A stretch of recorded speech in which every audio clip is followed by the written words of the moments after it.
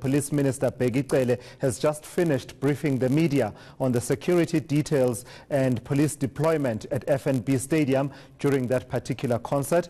This follows a crime spree after the concert. ENCA's Leanne Johnson was attending that briefing and now joins us. So, Leanne, the victim of the stabbing incident in the insert we just played now was talking about how he would like to see some kind of accountability from law enforcement for what happened on Sunday. Did we get that from the minister today and the team that he was with there? Well, what we got from the minister was him saying that he really sympathizes with the victims of crime outside the FNB Stadium or at the Sasol service station on Sunday night or the early hours of Monday morning.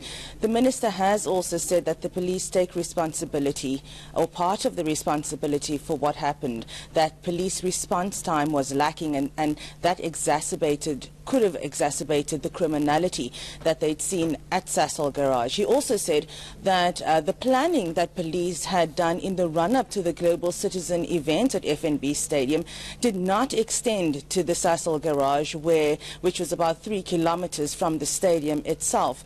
What the minister has also said is that collective responsibility needs to be taken. He says there was a total collapse of traffic management at and outside the stadium, as well as a signal collapse, it seems, that people were not able to get cell phone signal and there was better signal at the Sasol Garage. But it seems lots more planning, lots more talking needs to be done among SAPS officials and its hierarchy to prevent further such incidents of criminality, because it's not the first and it seems it won't be the last. We've heard of similar criminality happening at soccer matches, at the Guns N' Roses concert that was held recently. So a lot more does need to be done to safeguard that area in future. But one thing that he does dispute, though, Leanne, is any assertion that there was simply inadequate policing around the event itself. He actually says nothing could be further from the truth. He vehemently denies that there was no visible police in the vicinity of the FNB Stadium and the Sasol Garage. In fact, he is just leaving now, but he says he has video footage, a cell phone video footage that someone had sent him, clearly showing that there were police. But what he does accept, though, is that police did not act fast enough.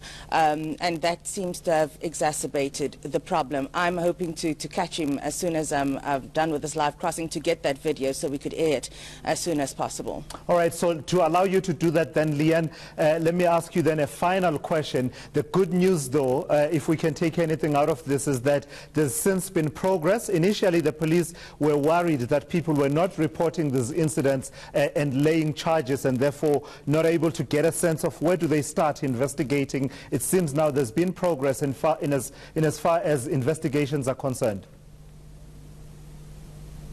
Yes, the minister says following calls for people to come forward to police stations and lay cases at the police stations, there have actually been people who have heeded that call. I'll take you through the numbers. One of the journalists said that we are notoriously bad with numbers, so I'm going to refer to my notes.